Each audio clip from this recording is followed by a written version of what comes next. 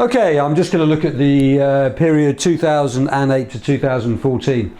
And remember that we've just come out of the nice decade, which was on the previous lesson, which was lesson 59. I've just realised I've got the glasses on top of my head, which I suspect were also there for lesson 59. Right, okay, so we're going to look at 2008 to 2014. Now, everything was going really, really well. We just had a nice decade. Nobody thought, Gordon Brown thought there was going to be no great big recession. And in fact, what happened in 2008 was that we achieved an economic growth rate of minus 5 to 6%.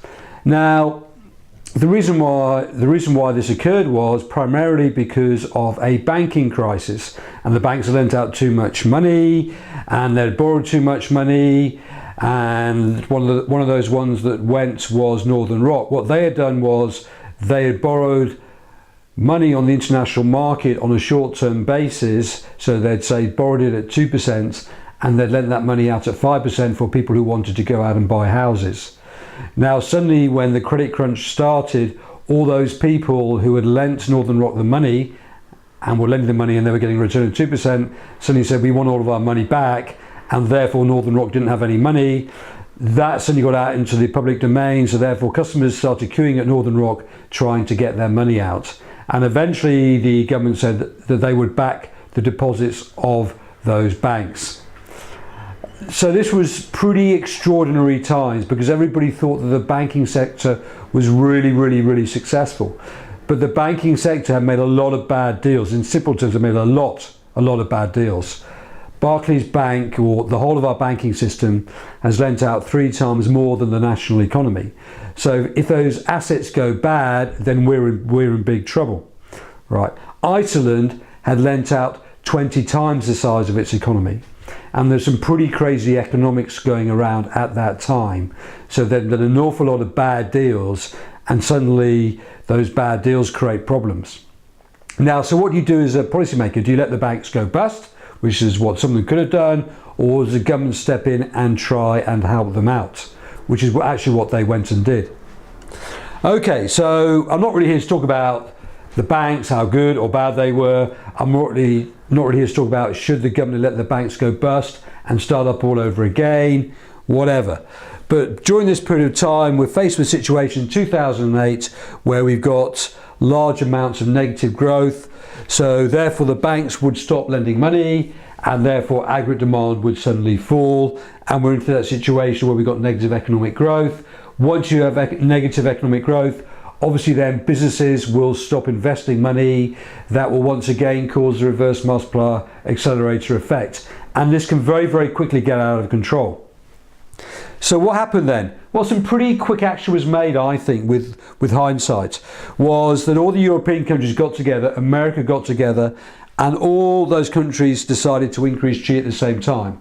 So therefore there was suddenly massive rises in national debt. But that helped to stimulate the economy. So we took very much a Keynesian approach. Remember, if you increase G, multiplier accelerator, that leads to a rise in aggregate demand, that leads to a rise in national income, so therefore we get economic growth. And it also provides more confidence for the economy at that time. But eventually, I think probably the government realised the government just could not keep on borrowing money. In fact, basically during this period of time, between 2008 and 2014, the government has roughly brought about 10% of GDP every year. Right? So if you take that as an individual, if you earn £50,000 a year, it means that every single year you're borrowing £5,000. Now you do that over a period of 6 years, that's £30,000 you're borrowing, and your income is only £50,000. So you can see the problems that eventually are going to arise if you do that. So the increased G, which was the traditional Keynesian response, but at the same time, with this monetary policy, they decreased interest rates massively to 0.5%. In fact, they've been in that low now for 5 years. We've also had a low exchange rate in the UK, which has helped us to rebalance the economy. And we also took the extraordinary step at the time of printing money, £360 billion worth. Now, in a sense, this was largely used to save the banking sector that had got us into trouble in the first place. And they were basically lending money to the banks at 0%, and then the banks could lend that money out again at 5%, so therefore they became stronger. And as lending starts to increase, then asset prices, then maybe house prices will then start to rise. Banks, in a sense, lend a lot of money against house prices, so therefore they become more stable. And it does look as if now, right, and it was only a couple of days ago that in the year 2014 that we passed how much we were producing in 2008. Right, normally economies grow every single year, but it's taken us 6 years to recover back to that previous position on there. So basically during this time we had a pretty strong fiscal policy to get the economy moving again, and then we had a pretty strong monetary policy as well, with some sort of economics that hadn't really been seen before, which is particularly in terms of printing money. Now, I was giving talks before 2007. I've said before that I'm slightly left of the Labour Party, and I'm a big fan of printing money, and I think there's a bit of a free lunch here. And I always used to say that you could print money and then you can develop a completely new industries, obviously the green industry, if I belong to the Green Party. So you print money, you create those industries, and eventually, therefore, because you're producing resources renewably, then those prices of those resources go down. So conversely, by printing money, you're actually reducing inflation. The way the government decided to do it was to print money and give it to the banks to save the banks, which wasn't a bad idea. I mean, overall, it was good, because the banks go bust, it creates enormous knock-on effects. So a pretty strong fiscal policy, although now it's moving to a contractionary fiscal policy, as I've spoken about in previous lectures in lesson 56, but a very, very strong monetary policy. But also at the same time, the government has actually introduced some quite strong supply side policies.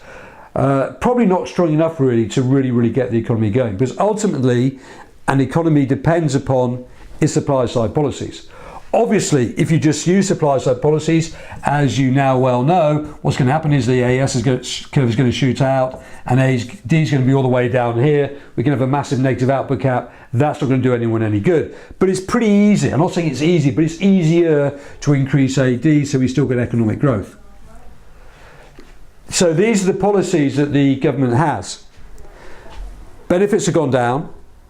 We've been raising the tax threshold to £10,000, which creates an incentive for those people on lower incomes to go out and get a job. 0-hour contracts, so it's easier for employers to employ people. The government has decreased government spending. That means 400,000 jobs have been lost in the public sector.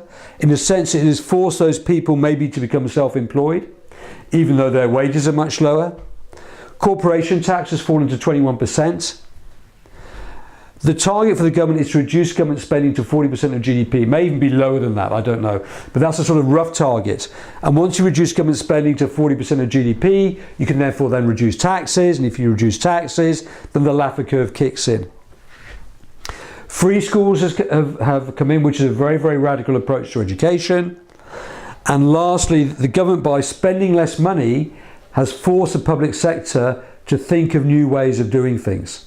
So there has been some quite strong supply side reform going on in the background. Probably the biggest one is, how do we reform the banking sector? And I'll save that for another day, but that is also part of supply side policy. But basically now conditions should be pretty good for industry. We've got a pretty low exchange rate. Okay, it's gone up recently. Hopefully banks are lending out at low rates of interest, but I can assure you that that is not always the case. And fiscal policy through low corporation tax is being used to try and help industry. So all these approaches are sort of working. So therefore we can say, okay, well, maybe George Osborne hasn't done such a bad job. Okay, that's quite a hard thing for me to say, being a member of the Green Party. But in a sense, these policies are now working their way through. So fundamentally, I just feel that the fiscal policy, and in particular the monetary policy, give the UK time in which to save itself so we can create growth, and we have created growth. In the UK we have 3% growth, in Europe there's 0% growth, so we're doing pretty well, but hopefully we can introduce this supply side reform. Because ultimately, in the nice decade, the economy was built upon debt. Our economy is still built upon debt. We've still got loads of consumer debt, we've still got loads of government debt, the largest in Europe. Our budget deficit is the largest in Europe right now. House prices are shooting up again, which is remarkably like the nice decade. And we have the largest trade deficit that we've ever had of 5% of GDP. So we're doing okay because we got growth. If we get growth, we can get tax returns that pay off the national debt. So these are sort of policies that have been used during the period 2008 to 2014. But ultimately, the success of our economy will depend upon our supply side approach. Thank you.